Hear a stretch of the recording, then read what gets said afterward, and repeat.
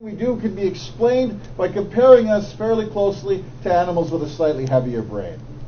This is the one set of delusions that we face. But there is, as the previous sheikh said last week, and moved me to consider, there is another narrative or story or belief that's taking hold in many parts of the Muslim world, including here. And these are the brothers who are also lost in a different direction. Rather than becoming doctors, they become drug dealers. Rather than becoming accountants, they join gangs.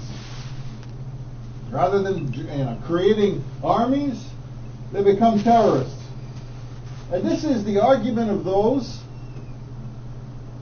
who are, for lack of a better word, in the belief that we are a permanent underclass. And this unfortunate story is catching on in many parts of the world. On one hand, it recognizes that society is unfair. But rather than the Muslim response to that, which is to show a fair alternative, it says that nothing matters.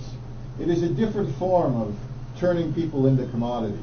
It says if I don't like somebody or disagree with what they say, I will kill them, or I will steal from them. Across the street from here is a drug recovery facility. One of the worst drugs on earth is heroin.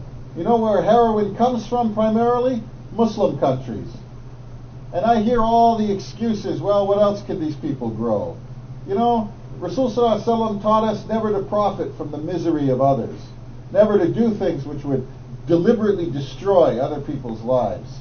You walk up and down the streets of this city, and you look at the suffering caused by drugs, and you ask yourself, how is it that anyone who says, La ilaha illallah Muhammadur Rasulullah, and prays 5 times a day, could make money from or participate in something that would hurt another human being in the way that people are suffering here every day?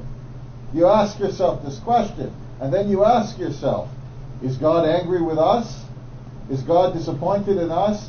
Or worse, have we denied ourselves the ability to receive God's mercy because we deny the very rules on which this is based?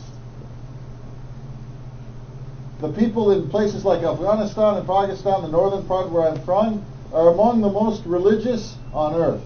They get up at 4:30 in the morning for Fajr. They have long beards. They study Hadith, everyone they can get their hands on. They stay away from all kinds of things, and yet they think it's okay.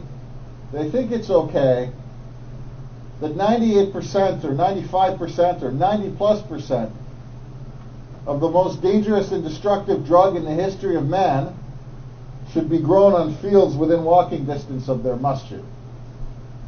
And so I say to you that Islam and our way of life first start with ideas. They start with ideas that separate us forever. Ideas are our nuclear weapons. Ideas are our cure for cancer. Ideas are our solution to the banking crisis. Ideas are our healthcare system. Because if you start with the idea that every life matters, you would do anything to protect it, save it, educate it, fund it, honor it, and nurture it. Because you had that understanding of God's message to you.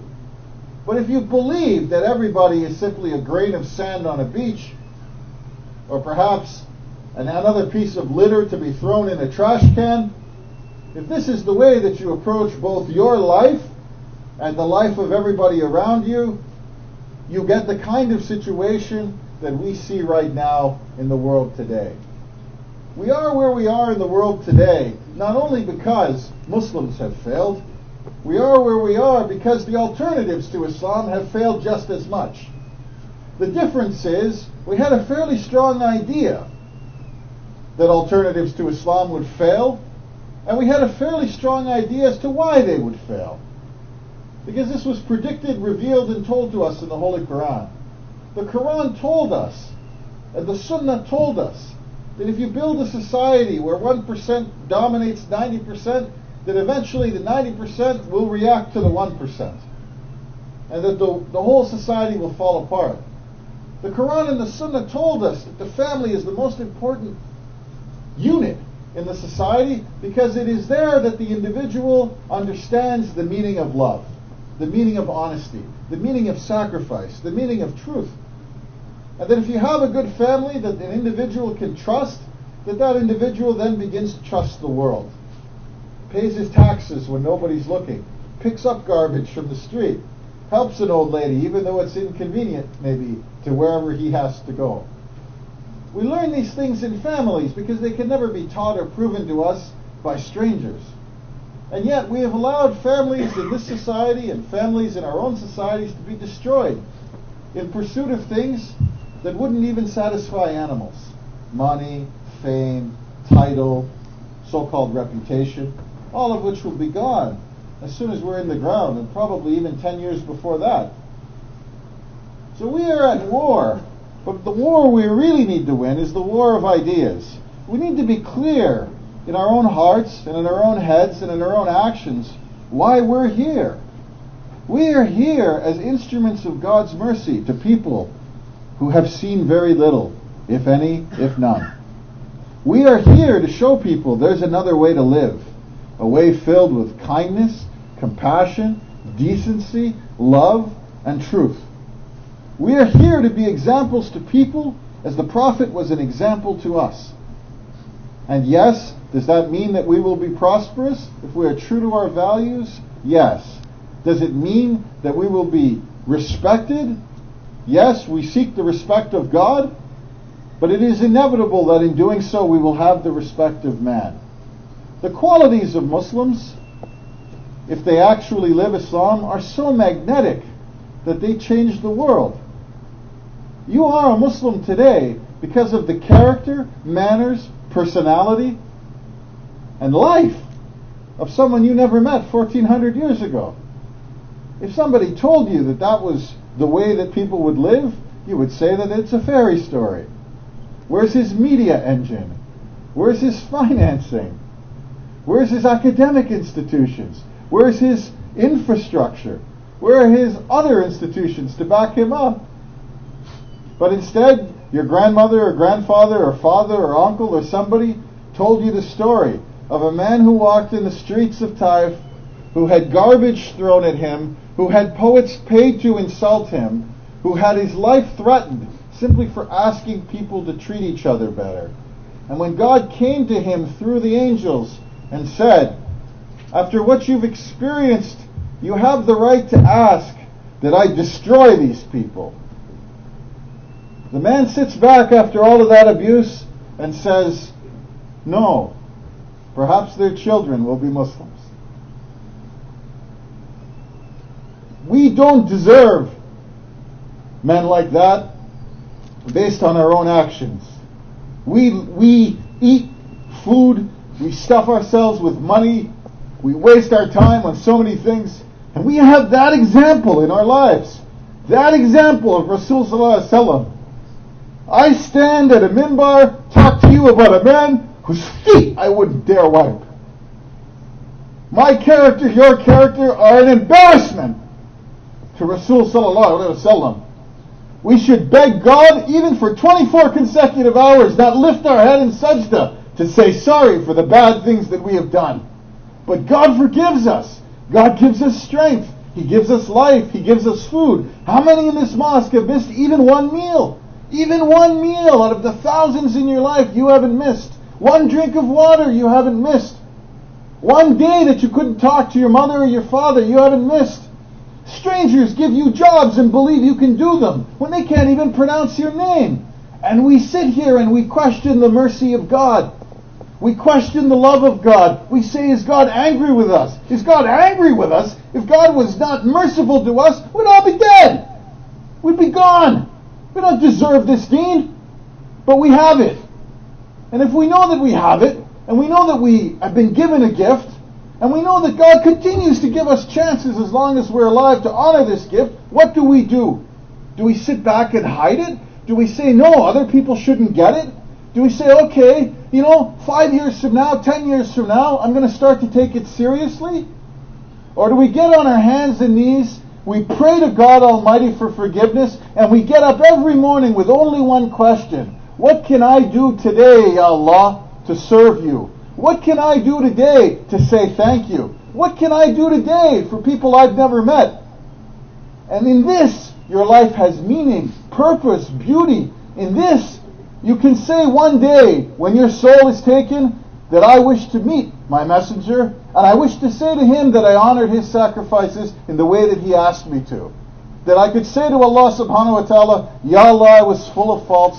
Ya Allah, I was given every gift. But at the end of the beginning, I knew that you were true. I knew that you were right, and I did everything I could to earn your favor. Please forgive me, and please admit me into the company of the righteous.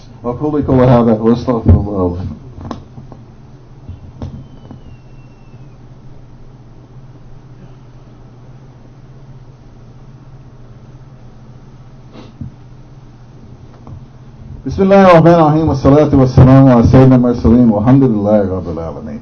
You can take all of my khutbahs and you can summarize them in a very simple idea. Your life matters. You are not an animal. You count. You matter. You have a gift from God that is better and more valuable than anything on earth. And many of us, we waste our times thinking about other things. And we don't even know why at the end of the day what they bought us.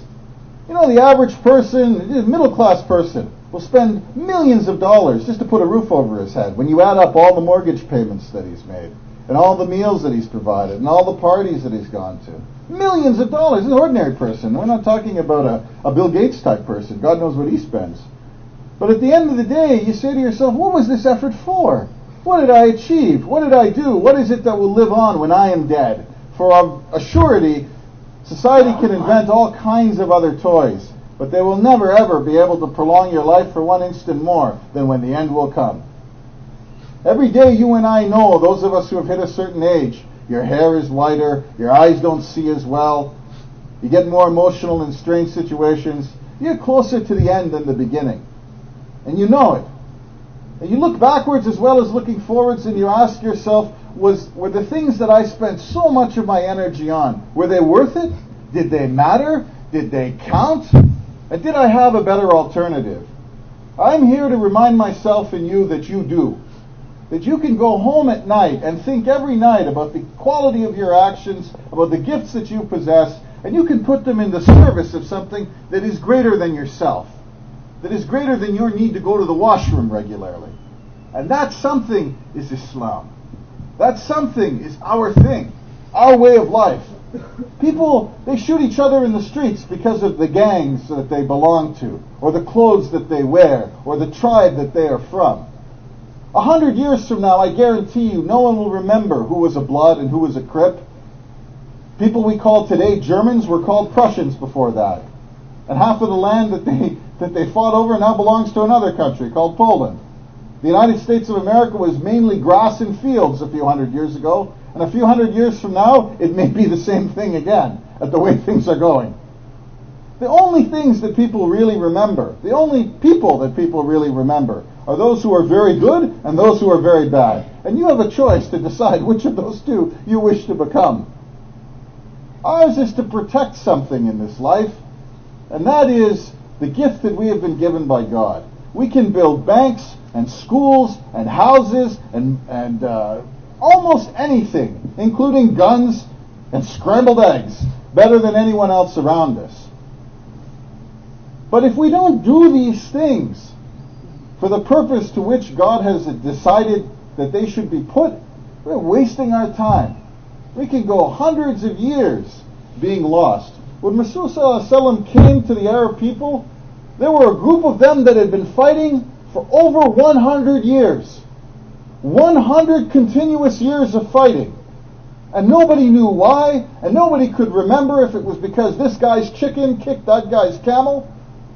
And they're killing each other over this. For 100 years, a man walks into a desert where it's minus 20 in the cold periods at night and 120 during the day. A man walks into a place where it's hard to get a drink of water and says, the world must change. And then the strangest part of this story is, it actually did. We ask, if nothing else, that you study your deen, that you honor your deen, and that you become a part of your deen. We ask that you recognize the unique gift that God has given you in your life. We ask that you value your life, you value your dignity, you value your energy, and you put these things towards uses which will benefit you, your family, the Muslim community, and the non-Muslim community that has been so kind to you to let you stay here, even though they didn't know you or anything about you. This is Islam. This is the war of ideas. This is what we need to be telling our people, ourselves, and the world at large. This is what never makes it on CNN. And should. But if there were 1 billion people saying this, as opposed to one guy in a mosque on Bond Street, eventually the message would sink through. So we ask Allah subhanahu wa ta'ala to guide us.